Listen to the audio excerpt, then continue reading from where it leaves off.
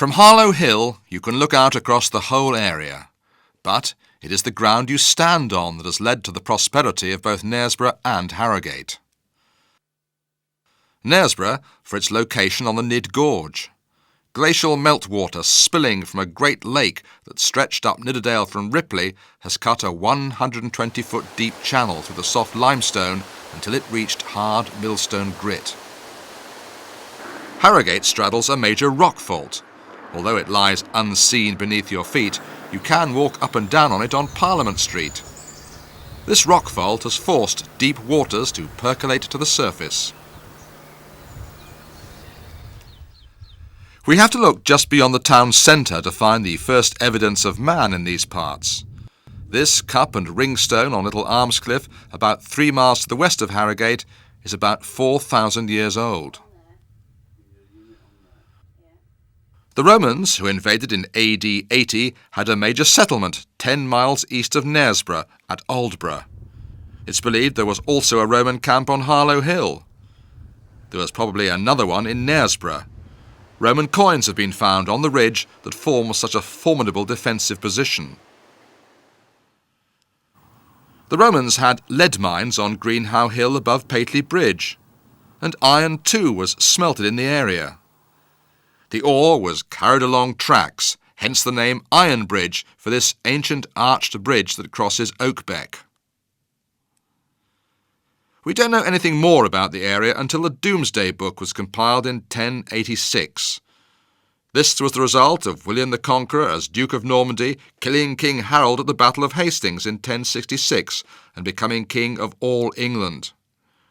William wanted to know all about the lands he had gained and what they were worth. Knaresborough's entry says that the king now owns it and that it is all waste. It was worth £6. But after the Norman invasion, all opposition by the warring Northumbrians was put down, the villagers were killed or forcibly moved, property and crops destroyed, and now it was worth only 20 shillings.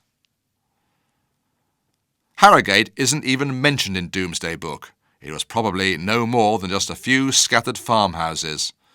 Bilton was far more important. Again, it was described as waste and only worth 3 shillings. Pre-invasion, it was owned by Gamelbar, but William the Conqueror gave it to Gilbert Tyson. William gave the Knaresborough lands to Serlo de Burgh for the support he gave him during the invasion. All of these lands were in the wapentake, the old Viking administrative region of Claro, in the Thridding, that is, the West Riding of Yorkshire. Noting the strong defensive position of Knaresborough, Serlo de Burgh's son, Eustace Fitzjohn, was given permission to build a castle here in 1130. There may have been some sort of defensive structure here before that, but it would have been either an earthwork or made of wood. This time it was to be built in stone. You can only see the ruins of the castle complex today, but in its heyday it was an imposing building with 12 towers linked by high ramparts. You would have had to cross a dry moat to get in. The moat surrounded the castle to the town side. Some of it has now been filled in for the car park, but if you stand at the bottom, you can see how hard it would have been to attack the castle. Go in through the 2 gatehouse towers and look for the groove in their walls. This held the portcullis in place when it was being raised or lowered. In front of you are the castle grounds. There used to be a whole range of buildings here, including a chapel. In medieval times, you would have had to pass through another protective wall to get in. All that is left today is the courthouse. The ground floor is thought to be the oldest part of the whole castle, and it could date back to 1130. The upper floor wasn't added until the 16th century.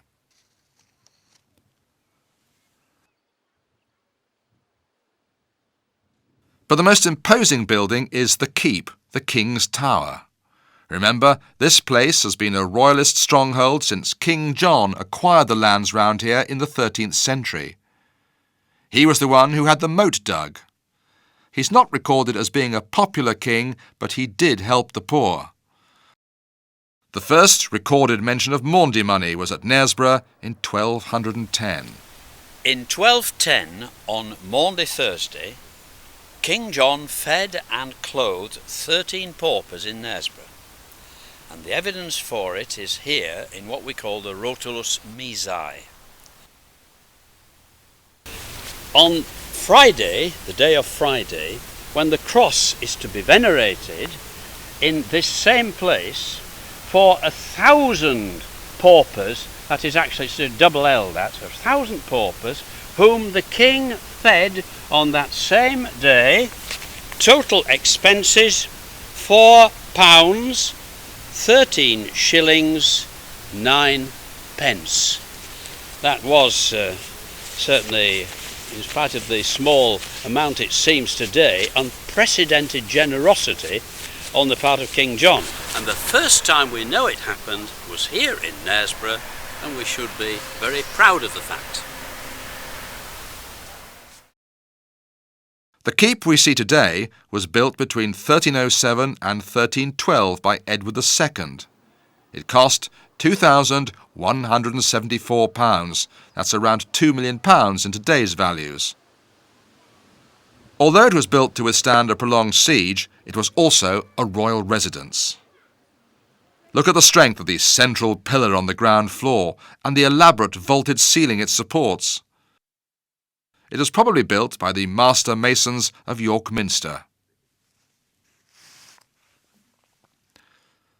The room on the first floor, accessible inside via a spiral staircase, is the King's Chamber.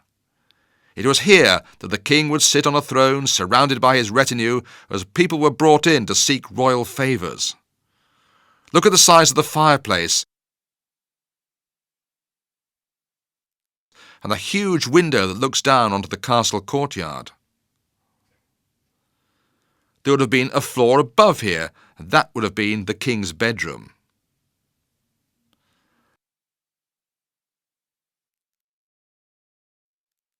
Outside, there are steps that lead down to the dungeon.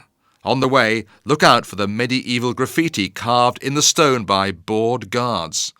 Look, there's a deer, and this is a soldier. Prisoners were shackled to the walls, and it's said that when you were placed in front of the window, that meant death.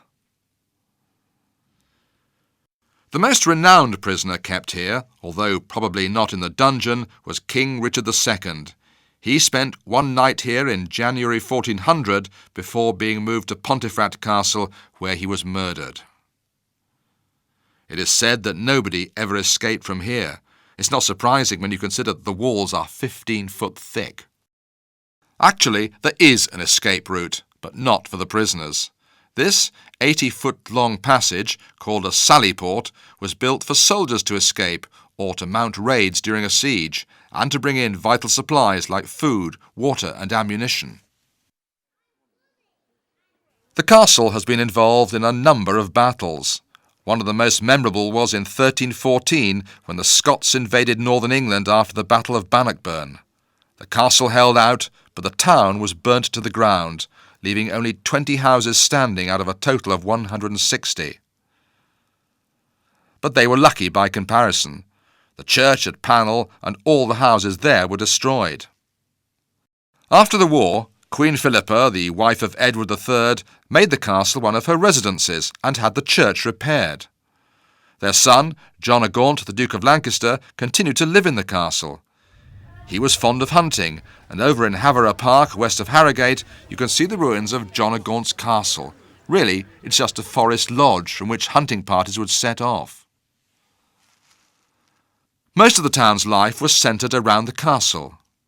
One tradition still survives from those times: longsword dancing. The Claro sword and Morris men still perform traditional North Yorkshire longsword dances, as seen here at Marketplace in Knaresborough. The population of Knaresborough in the 14th century would have been around 1,000.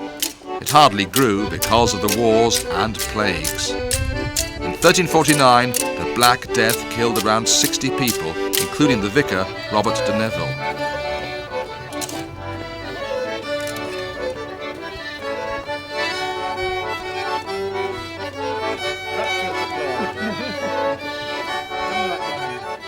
In 1461, soldiers garrisoned here were killed at the Battle of Towton, which took place 19 miles away near Tadcaster. It was reputedly the bloodiest battle in Britain. Around 50,000 people lost their lives. The castle's downfall came during the Civil War in 1644, but I think we're getting just a little bit ahead of ourselves now. Most of the castle's day-to-day affairs centred on the administration of the area.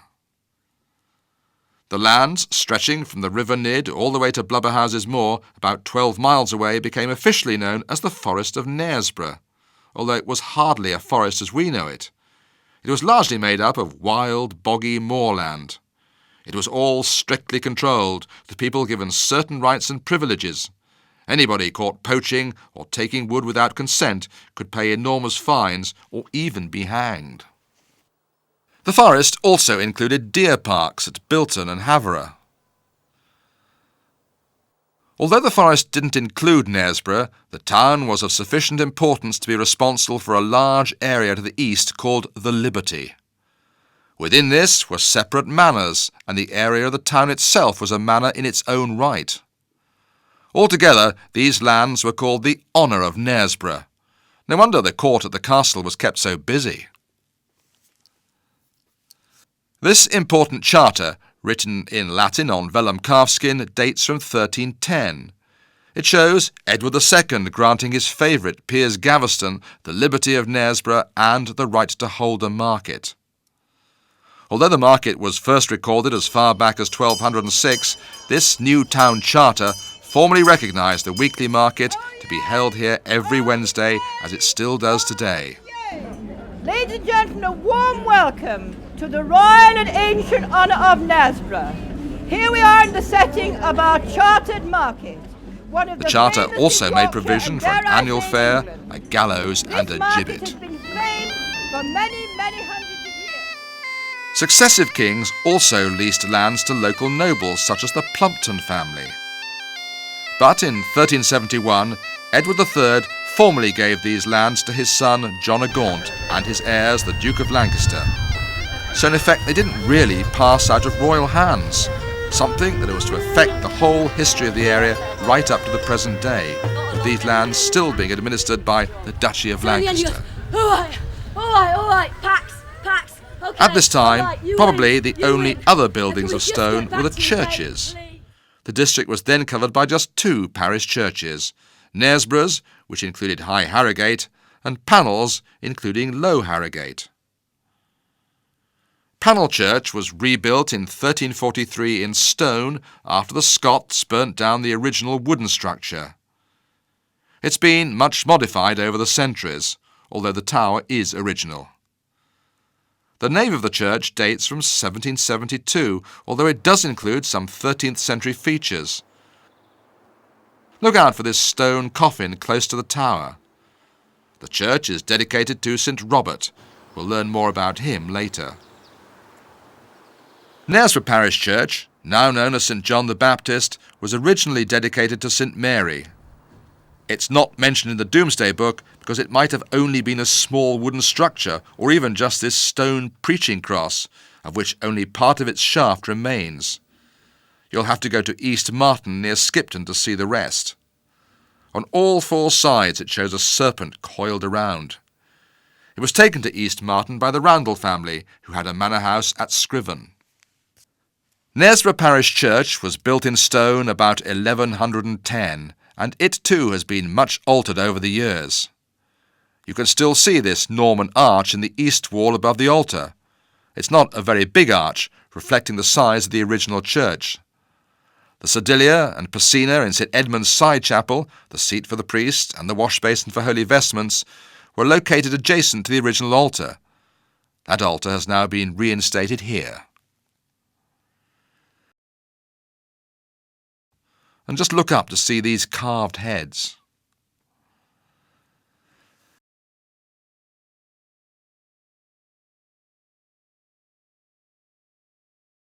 The church was extended in the late 15th century, and this included the building of the nave that we know today.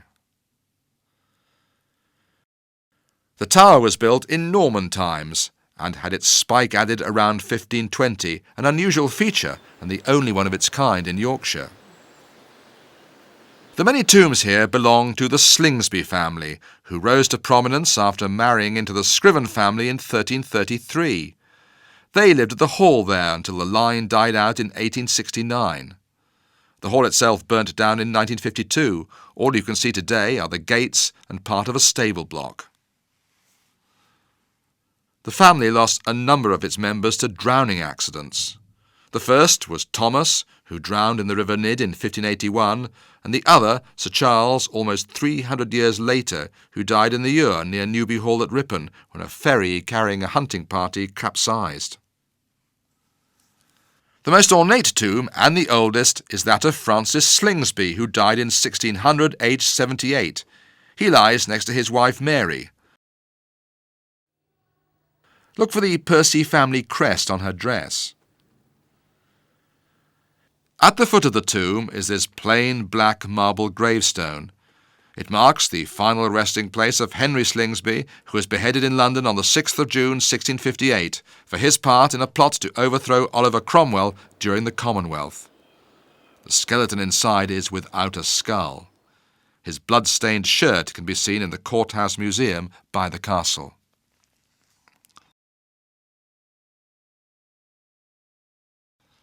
The man leaning on his sword is William Slingsby.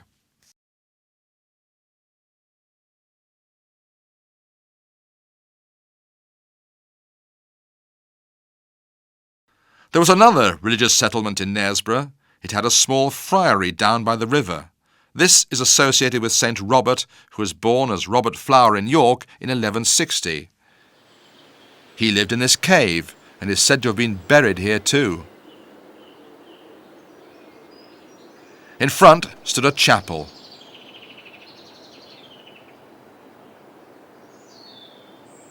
Legend has it that the water from this well associated with him had miraculous curative powers, although you might not want to drink that water today. King John gave St. Robert 40 acres of land, and after his death in 1218, further lands were given to Trinitarian friars to endow a friary. That meant the fields were rented out to farmers to pay for its upkeep. The friars travelled the district, requesting alms to give to the local poor and also to pay ransom demands for captives taken during the Holy Crusades.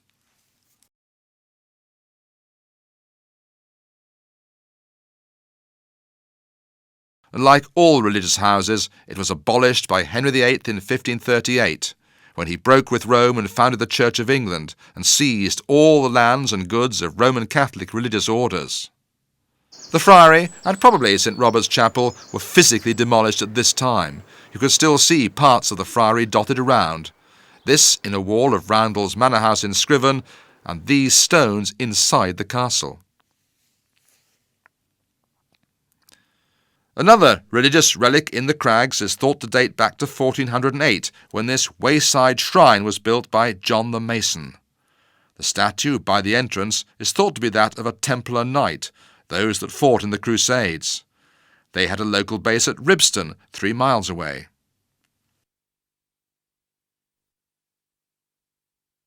Inside the shrine, which has a standing space for about 10 people, is an altar, behind which there is a figure of the Madonna and Child in a recess. This is a modern statue, placed here in 2000, to replace one which dates from 1919. Look for this stone face carved into the rock near the door. Similar ones found in Yorkshire are of Celtic origin, around 5,000 years old. Also, look at the beautifully carved ceiling with stone rose bosses. In 1916, the chapel was bequeathed to Ampleforth Abbey, and it's now looked after by St. Mary's Roman Catholic Church in Knaresborough. Over the centuries, the caves in the cliffs have been used as houses, but none more famous than that of Mother Shipton, who, according to legend, was said to have been born here during a thunderstorm in 1488. Then she was plain Ursula Sontheil, although plain is probably not the right word, as by all accounts she was extremely ugly. However, she did get married to Tobias Shipton, who died soon afterwards.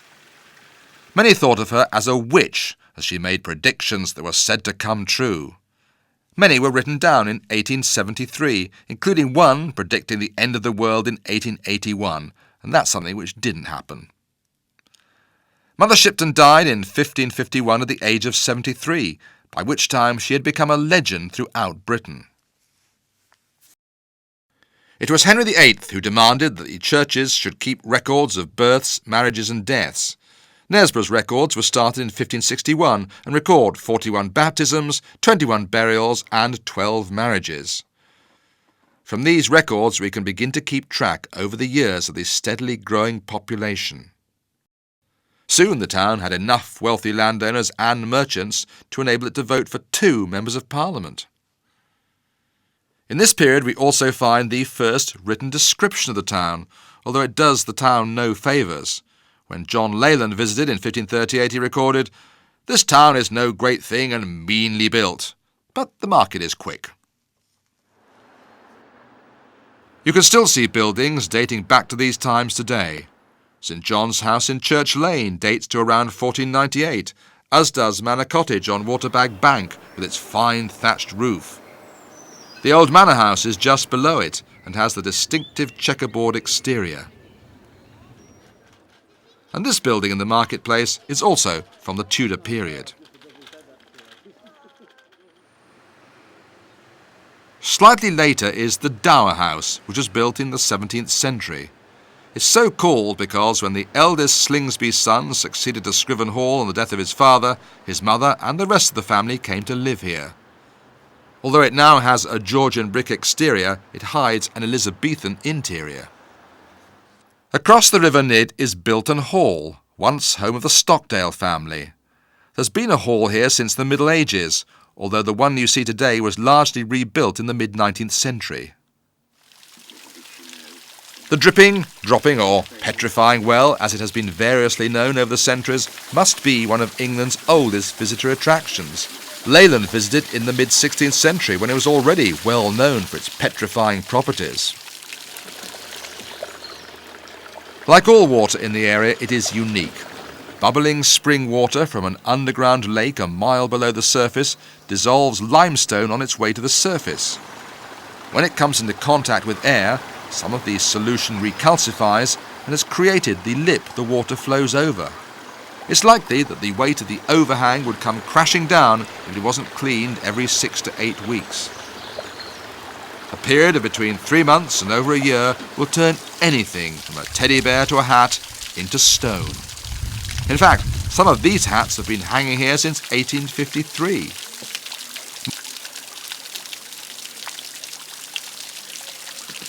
Modern materials, such as waterproofs, though, are unsuitable, so they do what they're meant to, but they're certainly no good for being turned into stone.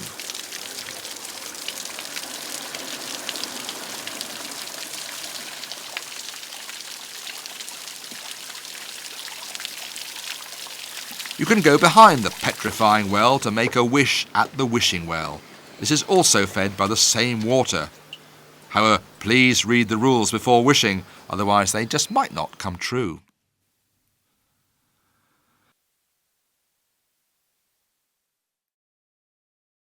Three miles away, one William Slingsby, unconnected with the local family of the same name, discovered a spring at Harrogate in 1571. He had already visited the Belgian town of Spa and noted that the waters he found at High Harrogate were very similar. He had the boggy ground around it paved and a small well house built. It became known as the Tuit Well, the English Spore Fountain. The water here is called chalybeate. Rainwater percolating over ironstone gives it its unique taste. Many people in those days lacked iron in their diet, and by drinking this water found it would cure common ailments such as anemia. Unfortunately, you can't drink this water today, the well's capped.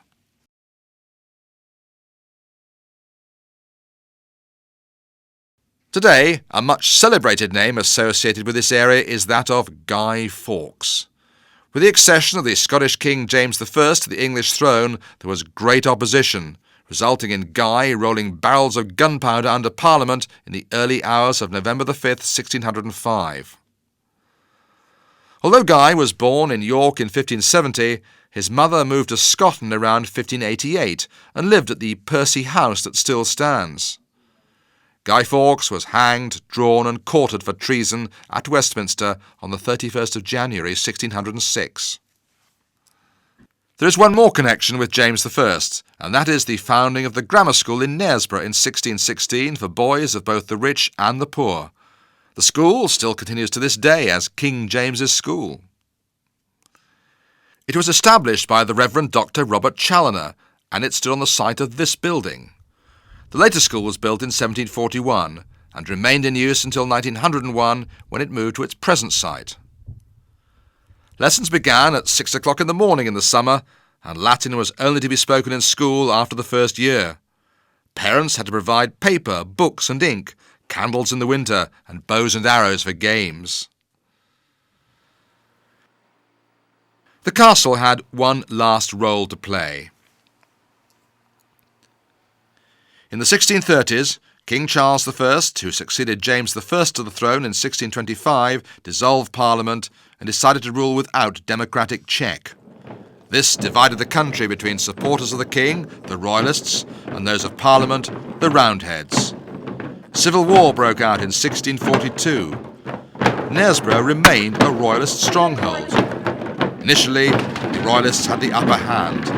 This was all to change in July 1644 when the two opposing forces met at Marston Moor just outside York.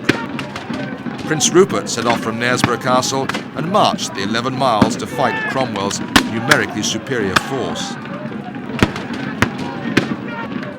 The Royalist army was routed and the castle came under siege. But, thanks to the thickness of the walls, the castle held out until the 20th of December that year, when it surrendered. The Royalist soldiers were permitted to march out and were given their liberty. The castle was then ordered to be demolished, with the courthouse remaining the only building to be left untouched, so that it could continue to carry out the administrative duties of the area. Today it's a museum and has a number of artefacts associated with the Civil War, including cannonballs and armour. Cromwell reputedly once stayed in the town, it's said in the room above the arch, although this house has been partly rebuilt over the centuries. Cromwell died in 1559, and the monarchy was restored in the person of Charles II. Much of the trade of the town was reliant upon agriculture, with many people combining small-scale farming with cotton weaving at home.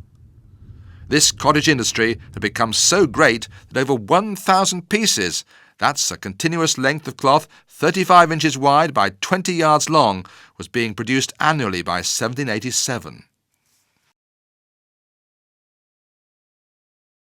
When the Poor Law was introduced in 1601, it made the township itself responsible for those who were unemployed, elderly or sick, rather than the Slingsbys, with churchwardens, overseers of the poor, and the surveyor of the highways being appointed annually, but all in unpaid posts. Local taxes were raised to pay for improvements. This all made locals keen to keep out those not born in the parish. You were given a settlement document to prove in times of hardship where you were originally born. If you became a charge to the town, that is, if you became ill or unemployed, you could be transported back to the parish of your origin. The fate of 3-year-old John Wood, the son of a soldier who was sent all the way back to Grantley near Ripon. John Watson, said to be a friar at St. Robert's Chapel, made one Jane Gardiner pregnant and had to pay a £50 fine in case the child became a charge to the town. Had that happened, the churchwardens could have apprenticed the child, and that was what happened to John Smith, apprenticed to flaxmaker Ralph Dearlove. John was 12 at the time, and he remained apprenticed until he was 21.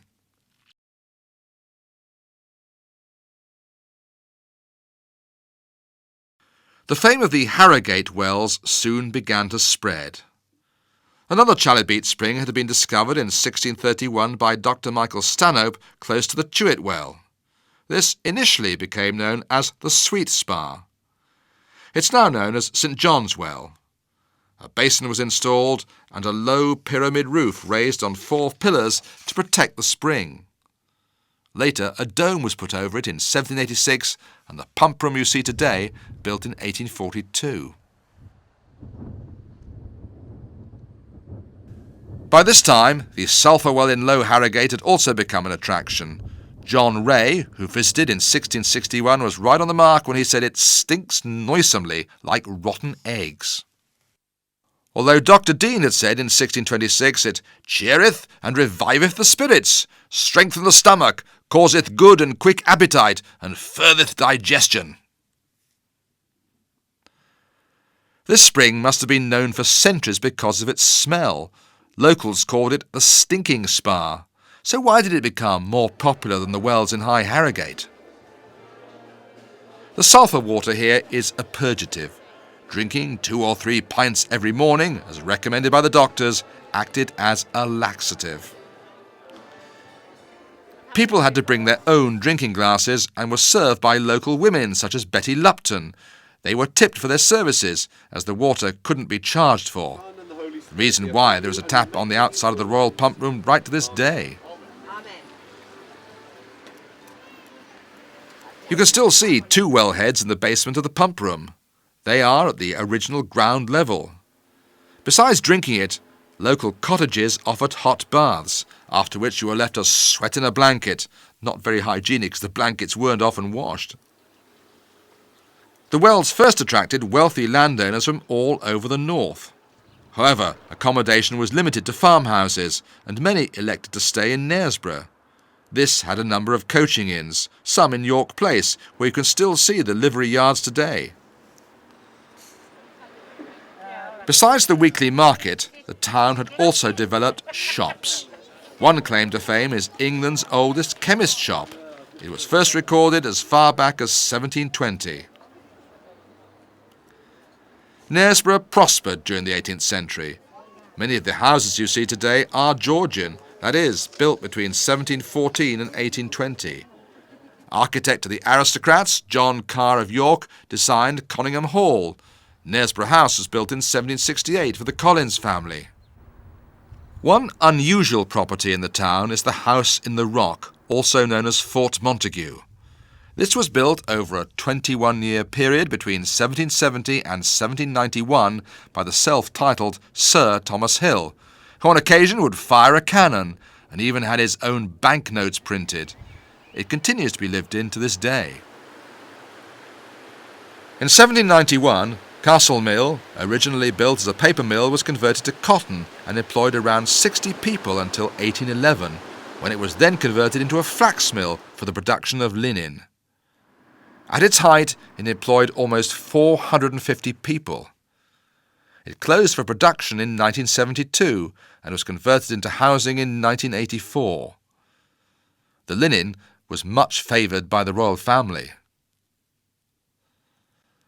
Although there are a number of springs in Knaresborough itself, such as the Stockwell, most of the town's water needs had to be taken from the River Nidd and either carried in leather bags or on donkeys up to the town, hence the cobbled lane being called Waterbag Bank. Later, water was pumped up here, even though it was still quite polluted. Harrogate by the late 18th century had started to develop. This was largely in High Harrogate. The first purpose-built accommodation here was the Queen's Head in 1687. It still continues to this day, although the building has been adapted and extended to meet the needs of modern visitors. High Harrogate attracted the wealthy gentry and became the place to stay. Besides the Queen's Head, there was also the Granby and the Dragon. People came for the season, effectively the warmer summer months between June and September. The wells opened at 7:30, and people would come to drink the water before breakfast. Afterwards, they'd stroll around and discuss the news or plan their day, which typically might involve a trip on horseback or via carriage to Knaresborough, Plumpton Rocks or Burke Crag. In the evenings, there would be dances and balls and other entertainment organised by the guests staying at the hotels. 2 theatres were also staging plays in the 1780s, so there was a lively social scene. More springs were discovered in Low Harrogate. In Bog Fields, now part of the Valley Gardens, can be found 36 springs. In total, there are 88 in a 2-mile radius of the town centre. Almost all of them are covered up now, but this one in Crescent Gardens is being uncovered, so you can see that they are now concrete lined.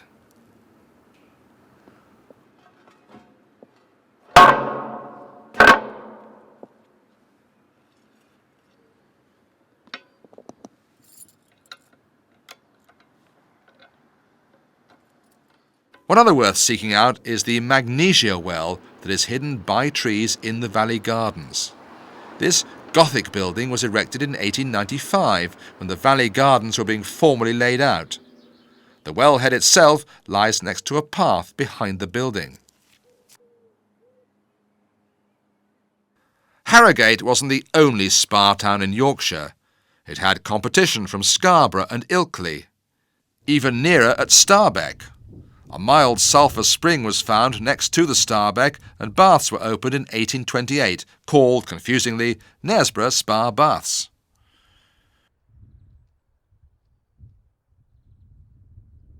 They had competition in 1868 when a sulphur spring was discovered in a field adjacent, and the Prince of Wales Baths opened in 1870. The Spa Baths couldn't compete with Harrogate's, and they closed down in 1890. The Prince of Wales Baths were more fortunate.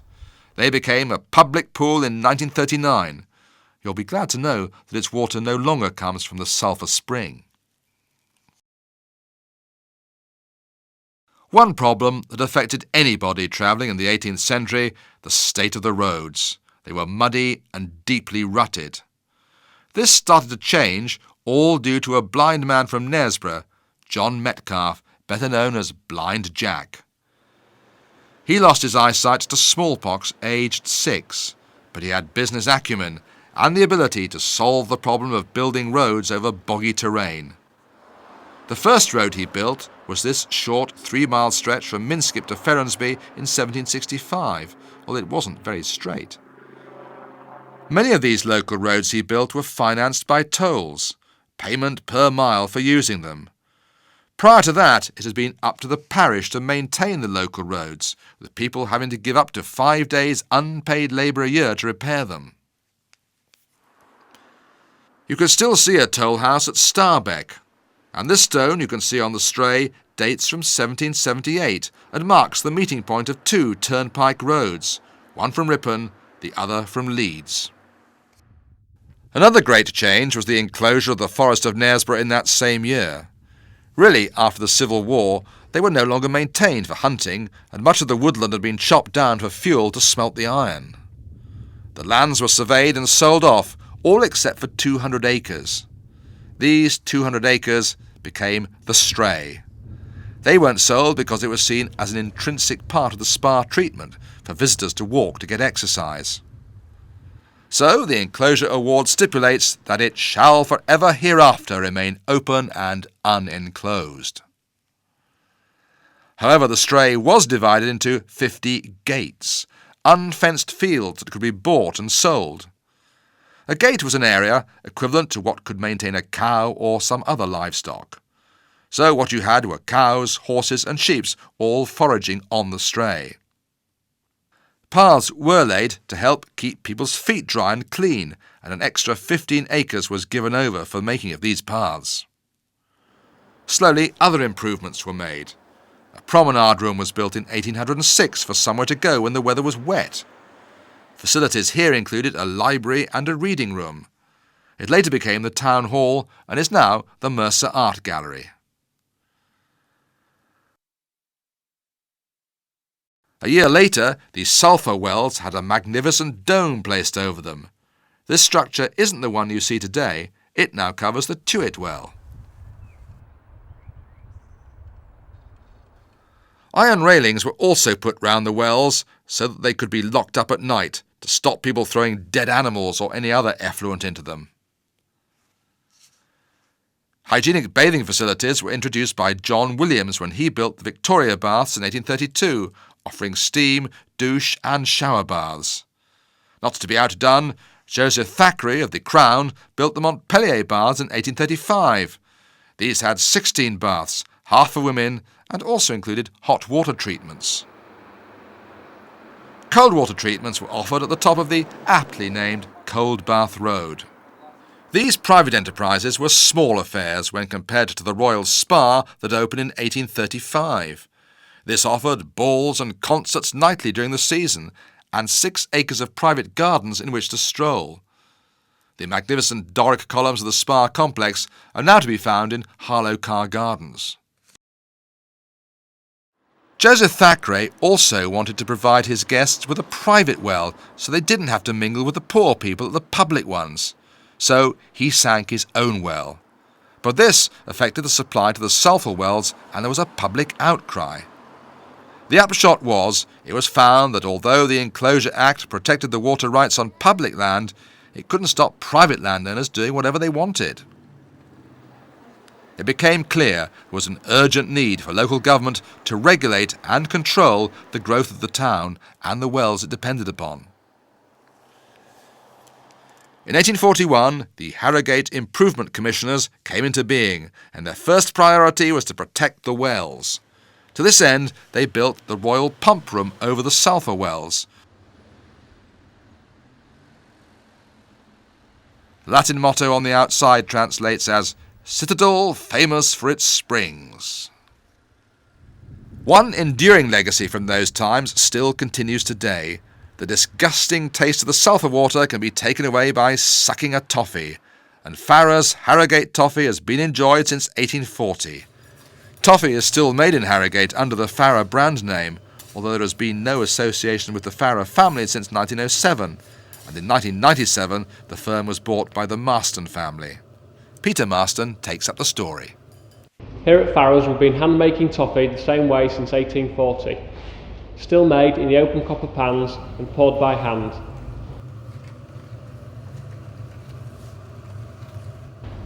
The sugar is the first ingredient to be added. We use 3 different types of sugar: glucose, syrup, butter, and the natural ingredient that is our little bit of a secret and we don't tell anybody.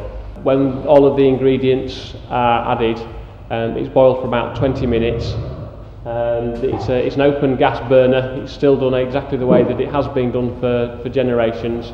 The batch size is very, very small. We only produce 28 pound at a time.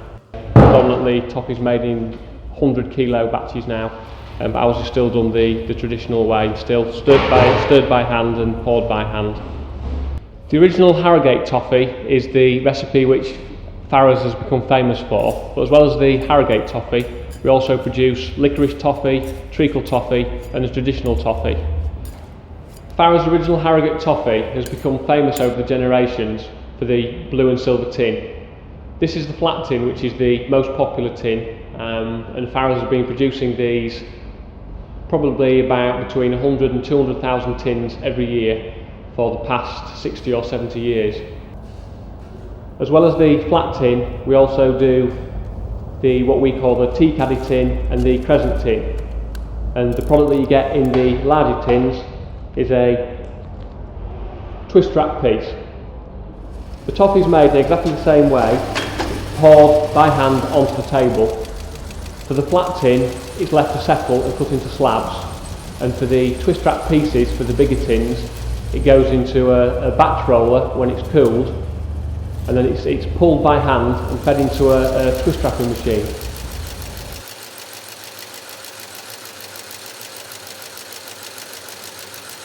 As well as the toffee, we also produce very good quality fruit cakes.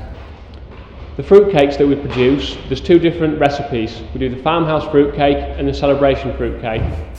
The farmhouse is the lighter recipe of the 2, and the celebration fruit cake is what people traditionally know as a Christmas cake. We make them all year round, but a majority of them are maturing ready for Christmas. As well as the toffee and the cakes, we also produce a large range of confectionery that we do under people's own label, and lots of jars of sweets and preserves, biscuits, chocolate bars, shortbread. The company's expanded quite considerably over the last 7 or 8 years, and we now supply about 800 customers, predominantly in the UK, but we export to America, Canada, New Zealand, Australia, and it's an ever-expanding market really, what we're aiming at. To let visitors know who were staying in town and where, printer Pickersgill Palliser published a list of visitors in 1834 and expanded this in 1836 when it became known as the Harrogate Advertiser. A rival paper, the Harrogate Herald, was first published in 1847 under the editorship of Robert Ackrill. Eventually, Robert bought both titles in the 1870s when he founded Ackrill Newspapers. Ackrill's was in family ownership until 1983, when the company was bought by United Newspapers and then in turn by the Johnston Press in 1990, when it moved from its home on Montpellier Parade to the new headquarters at Cardale Park. The company now also publishes the Knaresborough Post. Although Harrogate was attracting well-to-do people, poor people used to crowd outside the wells. To treat them and move them away from the visitors, a number of benefactors, including King George IV, enabled the poor to be treated at the Royal Bath Hospital that opened in 1825.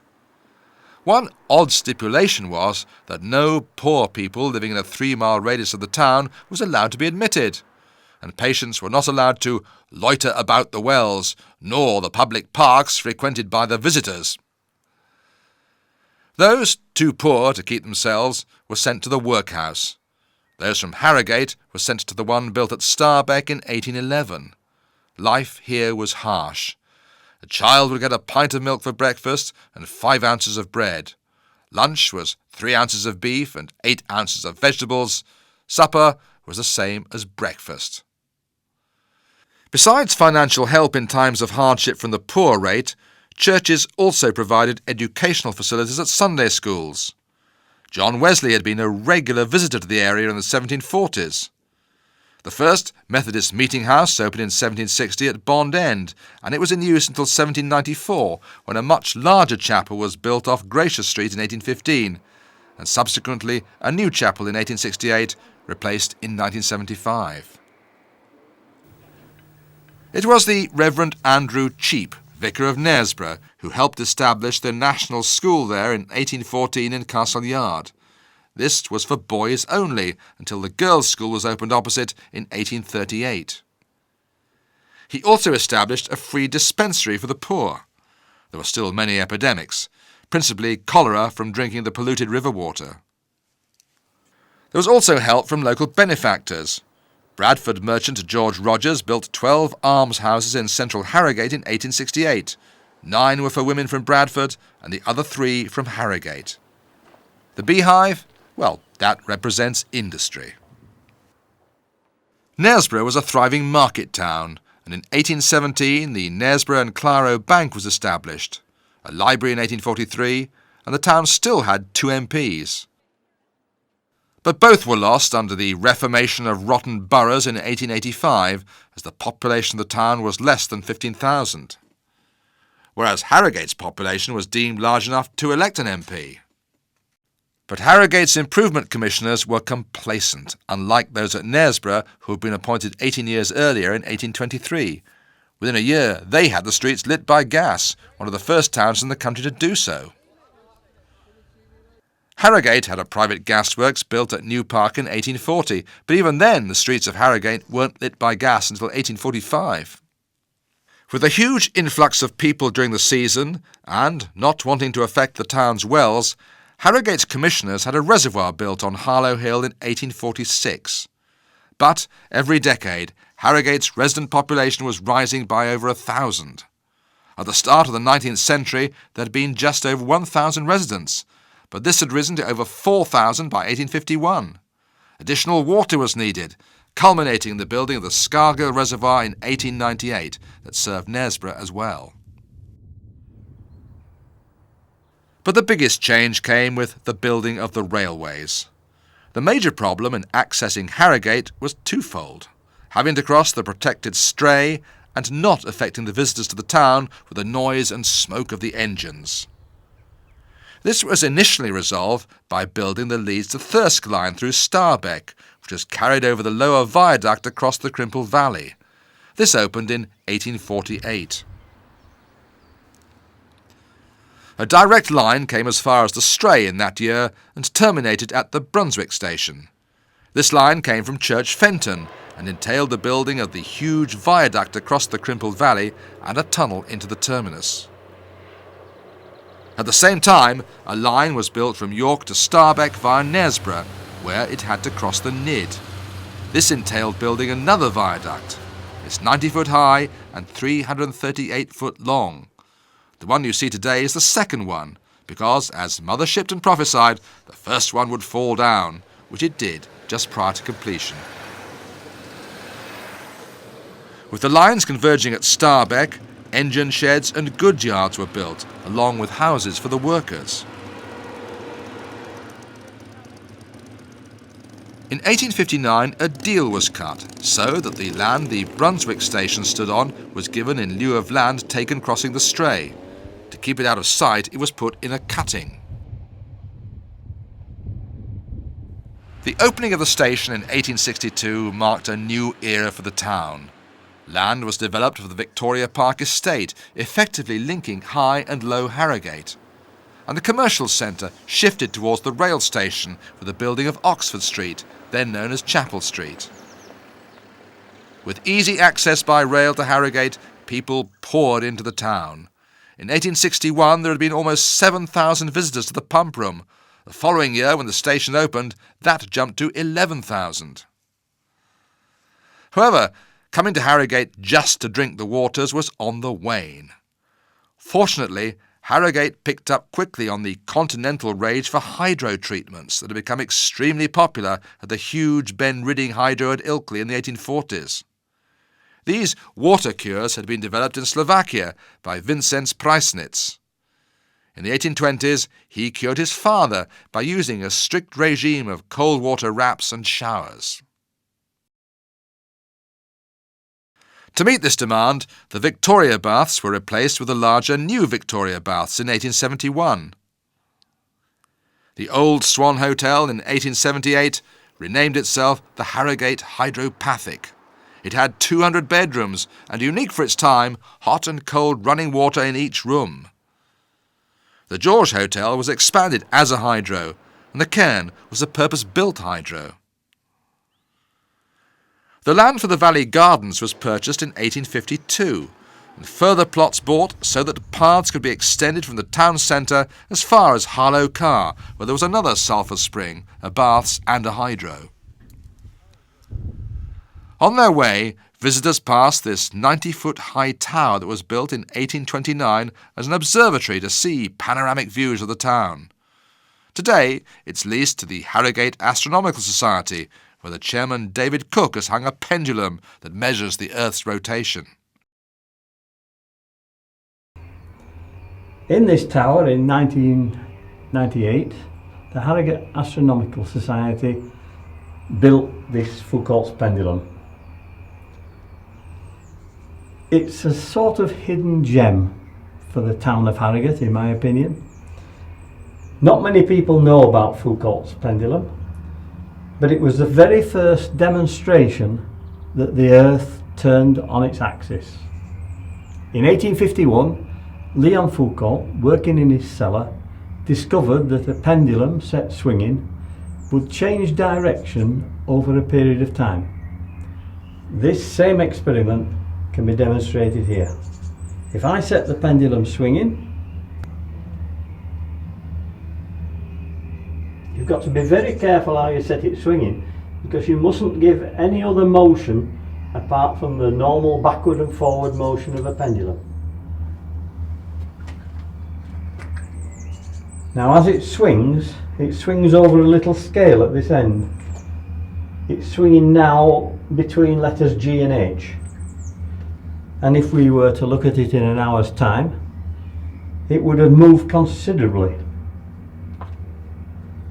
Every degree, 5 minutes.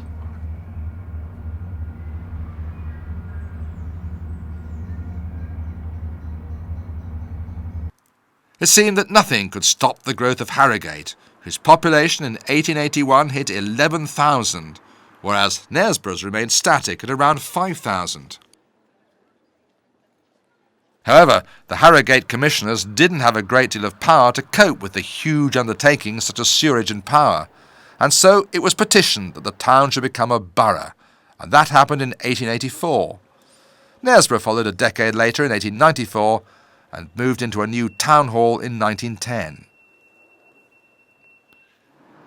In 1900, Harrogate's boundary was extended to take in parts of Bilton, Pannel and Starbeck, giving the borough a total population of 27,000. The Borough Council set its sights high. In 1888, they bought the land to build the Royal Baths, a huge undertaking that cost over £29,000, and they were officially opened in 1897, the largest hydrotherapy establishment in the town. It offered cold and hot water cures, peat baths and electrical treatments, all designed to stimulate the body.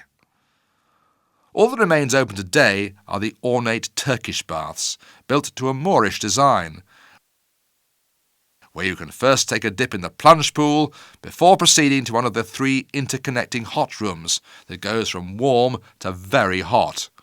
Afterwards, you can relax in the frigidarium, the relaxation room.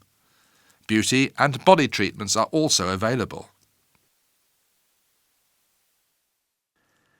In 1893, the council bought out the stray gate owners for £11,780. This effectively removed animals from the stray. In 1898, building commenced on the Kursaal, now the Theatre Royal, which opened in 1903. It was built for concerts. The town had its own municipal orchestra, but the seats could be rolled back so that balls could also be held. It seats 1,300 and was designed to be impressive. It is currently undergoing an £8 million partial restoration that will at least see the concerts returning to the hall. In its own words, Harrogate was the world's greatest spa, and it was. All the facilities outclassed Bath, Leamington Spa, Ilkley and Buxton, and it attracted more visitors too, including royalty and the celebrities of the day, people like Lord Byron, Charlie Chaplin, Elgar and Agatha Christie on her famous Lost Weekend. 2 super-styled hotels opened at the turn of the century. The Majestic in 1900 with over 150 bedrooms and palatial dining rooms. The Grand opened in 1903 with 6 domes dominating the skyline. Today it's a business centre. Visitors were not the only people to stay in the town. With the cities of Leeds, Bradford and York now only 30 to 40 minutes away by rail, industrialists made Harrogate their home and lived in the fine villas and houses, none probably finer than those built to the Duchy Estate's high specifications. They were so large that they had to be staffed by servants who came from Knaresborough or the growing suburbs of Bilton and Starbeck. New Park was developed specifically for workers, with fields at one time buffering it from Harrogate. These streets of houses were named from A to Z, although the builders only got as far as D. They had their own shops, pub and school, and many would have worked at the gasworks or at the laundry. Coal to fire them came by a narrow-gauge railway called the Barber Line from sidings at Bilton. They also worked in the growing number of shops in the town centre. Shopping had become a major highlight of a visit to Harrogate. There were around 800 shops by the turn of the century, including jewellers and the goldsmiths Fattorini. They originally opened a shop in 1831 on Regent Street and moved to Parliament Street, where it continues today. It's still owned by the descendants of the family. James Ogden opened a further jewellery shop on Cambridge Street in 1893 and has been at 38 James Street since 1906. Again, the business remains in the family.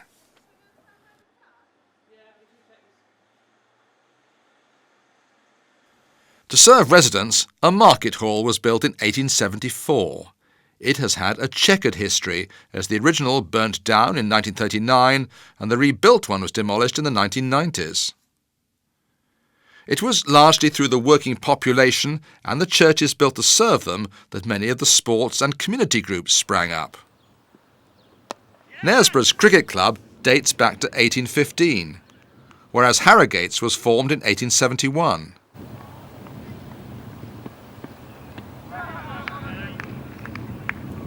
Harrogate Rugby Union Football Club used to play matches on the Stray when it formed in 1871. It moved to its Claro Road grounds in 1896. In 1914, the club split with the formation of Harrogate Town Football Club, who then bought their own grounds off Wetherby Road in 1920. Athletic events were also held, and two clubs are active today, the Harrogate Harriers and the Nidd Valley at Starbeck. They joined forces in the summer to promote a series of races in the district. In late Victorian times, a brass band accompanied the serving of the water at the Royal Pump Room at 7:30 every morning, and the Harrogate Band follows in that musical tradition, although only formed in 1970. They're seen here at Ripon Cathedral.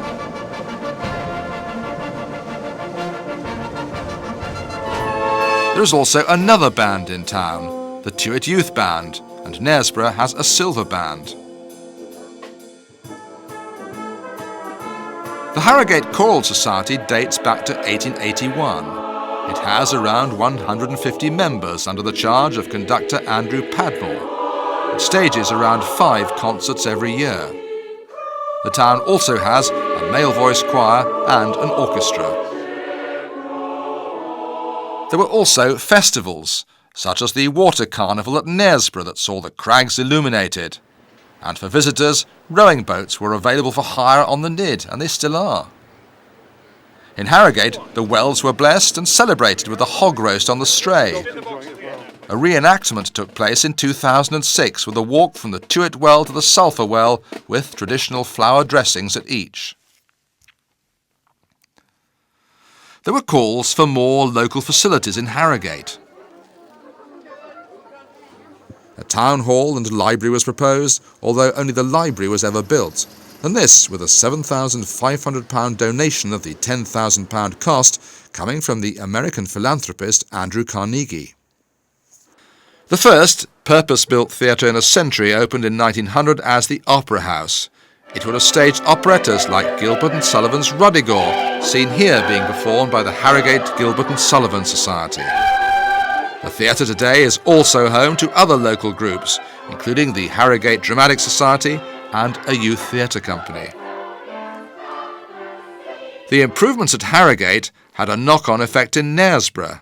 The weekly cattle market was moved off the High Street in 1907 to behind the marketplace. King James's Grammar School moved to its present site in 1901.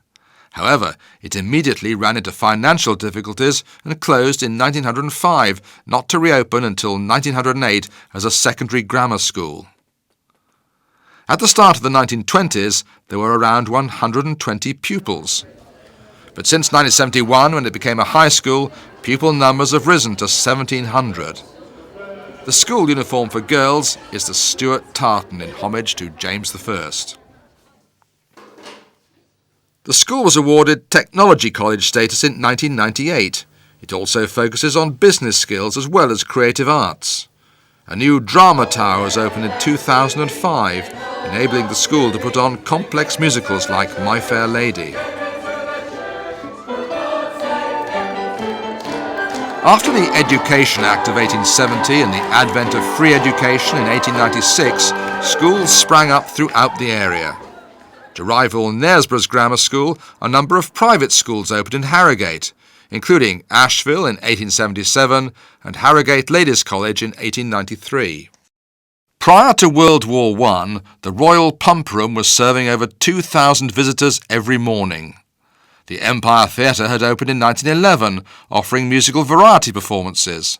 There were concerts in the park, but this would all alter after the war.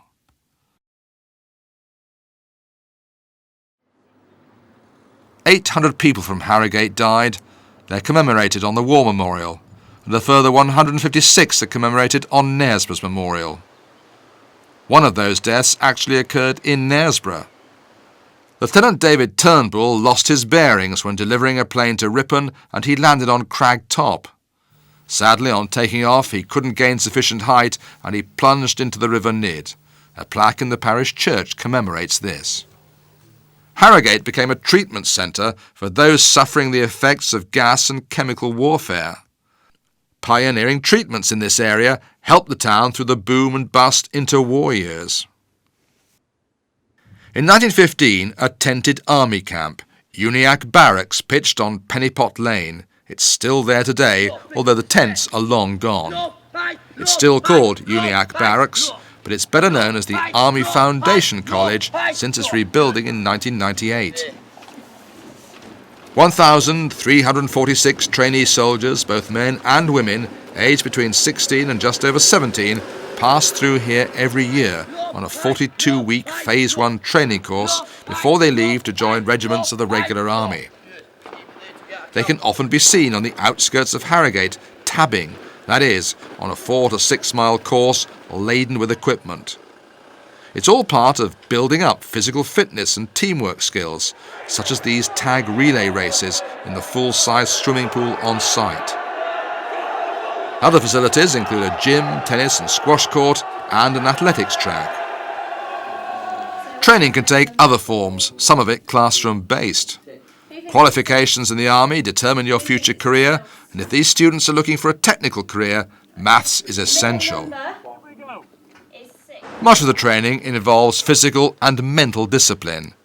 These trainees in chemical warfare suits are learning how to deal with a CS gas attack in this enclosed building. As you would expect, there is also the more traditional bull, and having to match up to the high expectations of the RSM, that's the regimental sergeant major on the parade ground, who keeps them all on their toes with speed marching.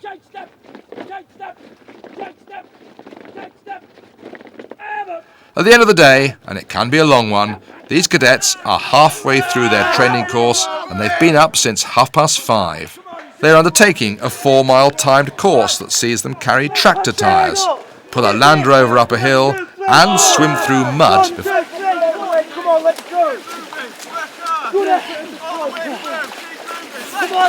for a race to the finish.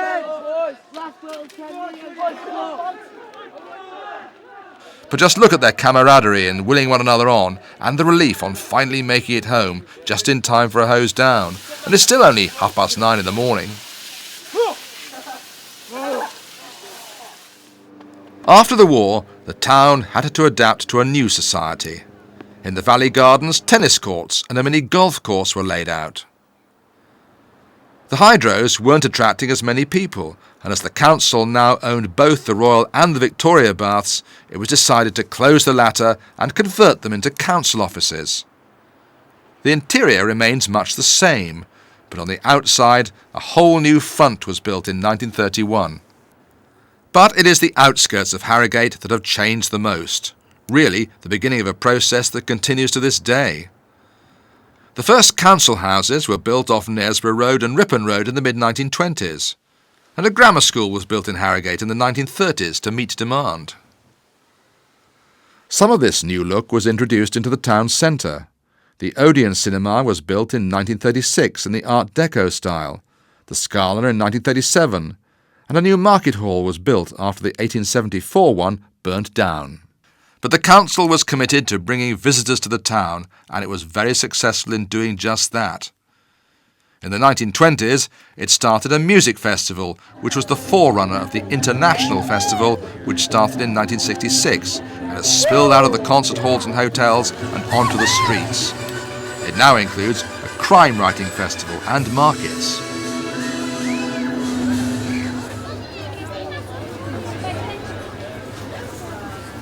In the Valley Gardens, the Colonnade and Sun Pavilion were built. They have been under threat of demolition. Fortunately, they have been saved and refurbished, and the Sun Pavilion converted into a venue for functions such as this wedding reception.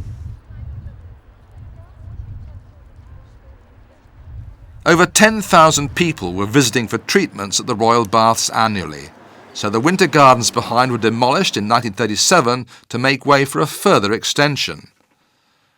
This new extension was demolished in 2001 as part of the redevelopment of the site. It's now apartments.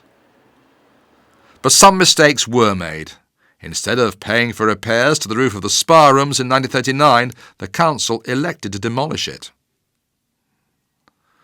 War broke out again on the 3rd of September 1939, and many of the hotels were requisitioned by war ministries. Possibly one of these was the target for the lone bomber that dropped 3 bombs on the town on the 12th of September 1940, destroying a house on Swan Road. It was thought that the railway viaduct was the target for the bombs that landed in Knaresborough around Conyngham Hall. 54 people were killed from Knaresborough and 88 from Harrogate. At Stonefall Cemetery off Wetherby Road is a Commonwealth War graveyard. Almost 1,000 bomber crew who are stationed at RAF bases nearby are interred here, the majority of them Canadian. The traditional visitors that Harrogate relied upon were now mostly gone.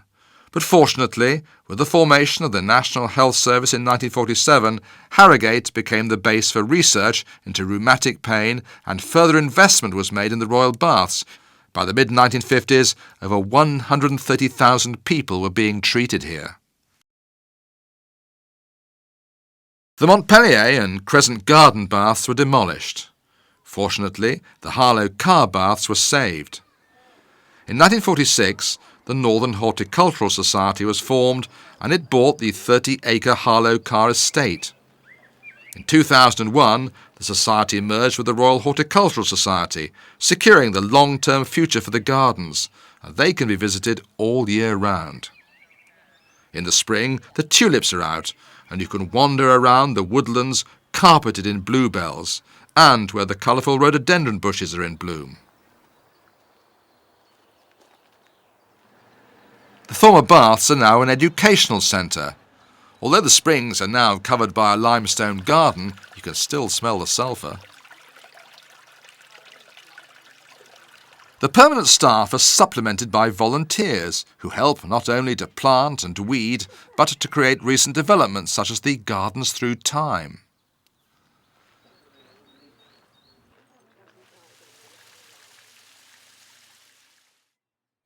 Knaresborough Urban District Council bought Conyngham Hall in 1946 from Harold Mackintosh. The Mackintoshes made Toffee in Halifax and merged with Rowntree's of York, the reason why part of its grounds became known as the Toffee Park. The grounds remain popular today for mini-golf, although grandparents can be an embarrassment. At one time, there was a privately run zoo in the grounds, but this closed in 1986. Near the tennis courts, look for this dog's graveyard hidden in the trees. The headstones here go back to 1847. It was in the 1930s that Harrogate first began to attract conferences, and the facilities were certainly in place. By 1951, 107 conferences were being hosted in the town, bringing in 44,000 visitors. This continued growth led to the requirement for a much bigger space. The former Spa Hall site was concreted over, including the gardens, to form a hard base on which huge marquees could be erected for exhibitions. But this was not a lasting solution, and the first purpose-built hall was created in 1959. Since then, further halls have been built, culminating in the building of the conference centre itself, which opened in 1982. Its building caused quite a furore, as costs escalated from almost £8 million to £34 million. Although all the delays and blunders are now only a distant memory, the conference centre has proved its worth.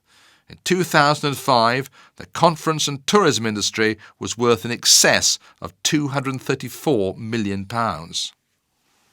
For some people, the conference centre is still out of keeping with the grand Georgian and Victorian buildings in the town. But the heritage of the town had already begun to be nibbled away. Mansions on Park Place were destroyed for a tower block, further villas on Beech Grove demolished for flats. Even the Victorian railway station was modernised for this very pedestrian building. The railway line to Pateley Bridge closed in 1951. Then the one to Thirsk in 1969, leaving the Nidd Gorge viaduct as a bridge to nowhere. A further knock-on effect was the closure and demolition of the engine yards and goods sheds at Starbeck. Fortunately, the plan to demolish the Royal Baths was successfully opposed when it closed as a spa and for the bottling of the Kissinger water in 1969, although Harrogate Water was tankered to Wakefield for bottling up until 1975. Other parts of the complex have been converted, the Winter Gardens Hall into a bar, and there are proposals for the main hall to become a restaurant. Another shake-up came in 1974 when local government was reorganised once again. The area transferred from the West Riding to an enlarged North Yorkshire, with its development being the responsibility of North Yorkshire County Council based in Northallerton. Harrogate Borough Council took over the roles and responsibilities of Knaresborough District Council. However, Knaresborough did retain a town council, but with limited powers. Jobs were lost when ICI Fibres closed their Hookstone Park facility, and another major blow was the closure of the Electricity Board offices on Harlow Moor. However, these have been turned into the town's advantage. Hookstone Park has been reinvented as a campus for Harrogate College, as well as a futuristic industrial park. Harlow Moor, now expanded and better known as Cardale Park, includes banking, publishing and research concerns. Perhaps the biggest success story is Knaresborough-based electronics company GSPK. The company began operation in 1964 from a garage in Alwoodley, Leeds. Set up by Graham Keddy, whose initials gave the company its name. The company took off in the mid-1970s, producing printed circuit boards for televisions. It moved to Knaresborough in 1980, just as the electronics industry began to boom. Today, with fierce competition from the Far East, the company has specialised in producing complex boards that can be found in anything from a car to a piece of military hardware. It's an involved production process that necessitates every hole in a board being coated in copper so that a continuous circuit is created. Film is then exposed onto the copper-plated board,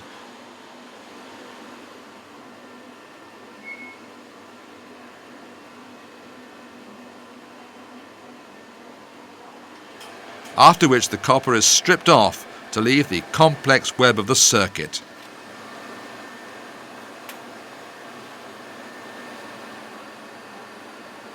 Finally, it is all baked dry.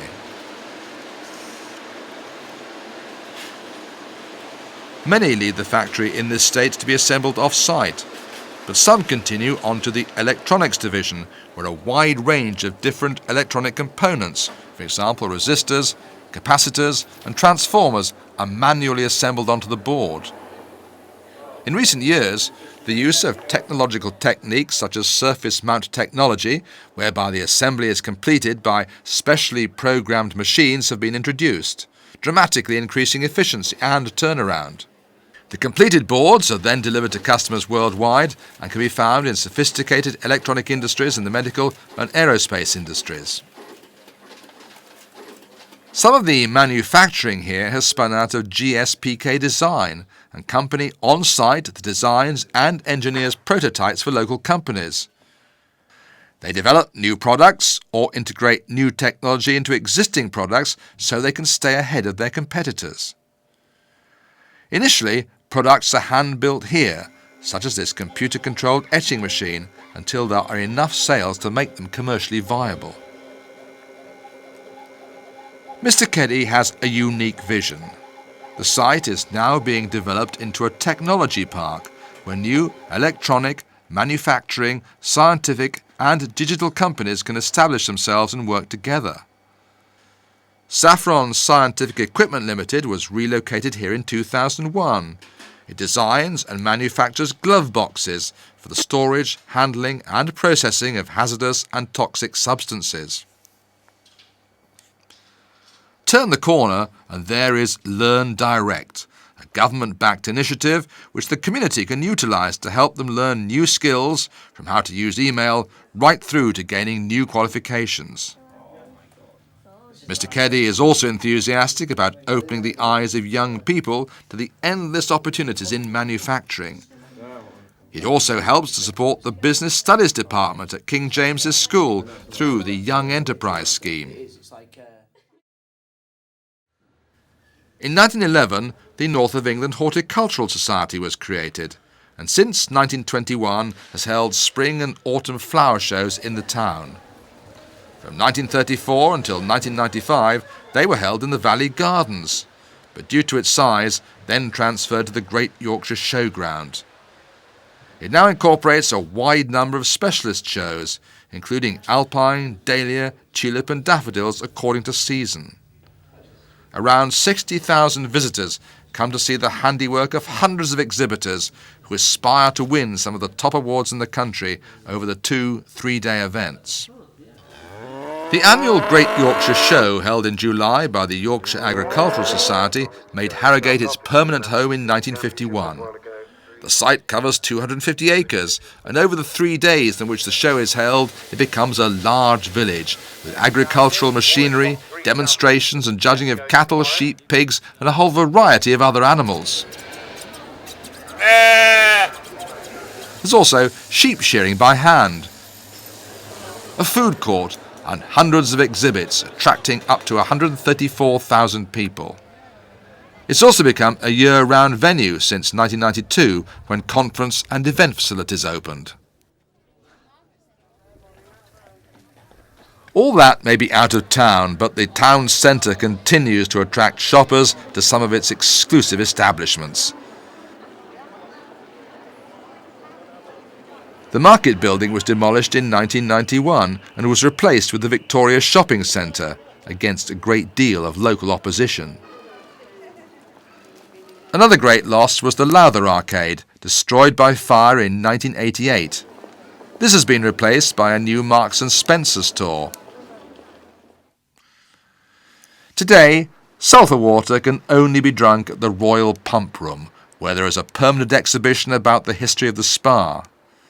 In 1971, the pump at the Tuit Well was removed.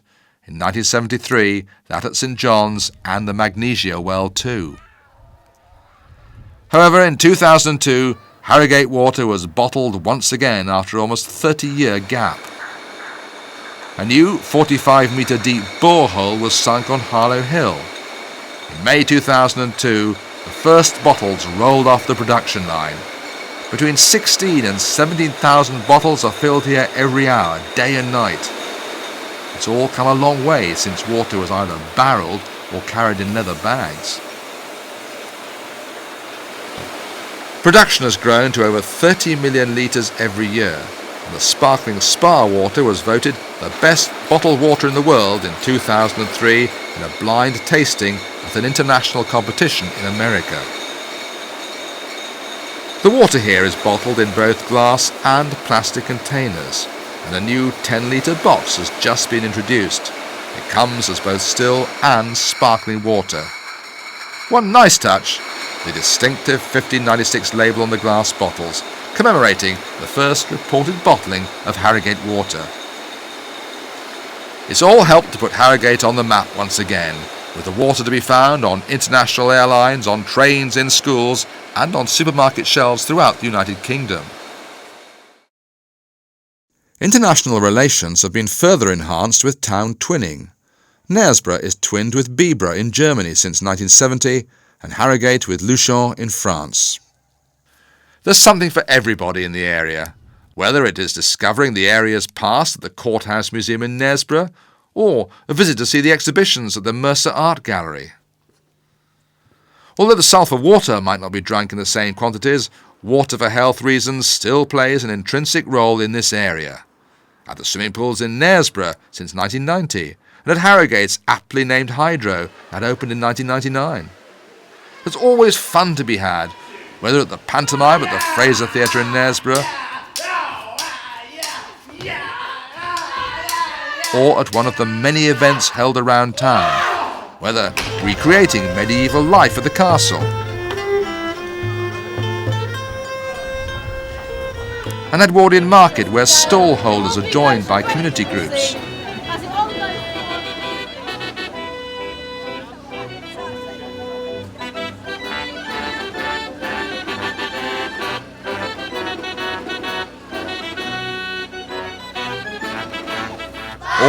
just having fun as part of the newly created Fever Festival. More celebrations are held on Boxing Day with a tug-of-war across the Nidd, and on New Year's Day with a duck race on the river. But the highlight of the year is the bed race that was established by Knaresborough Round Table in 1966 to raise money for charity. Since 2002, it has been organised by Knaresborough Lions. Over 50 teams of 6, plus a man or a woman on the bed, of course, set off at 10-second intervals to get around the gruelling 1.5-mile course.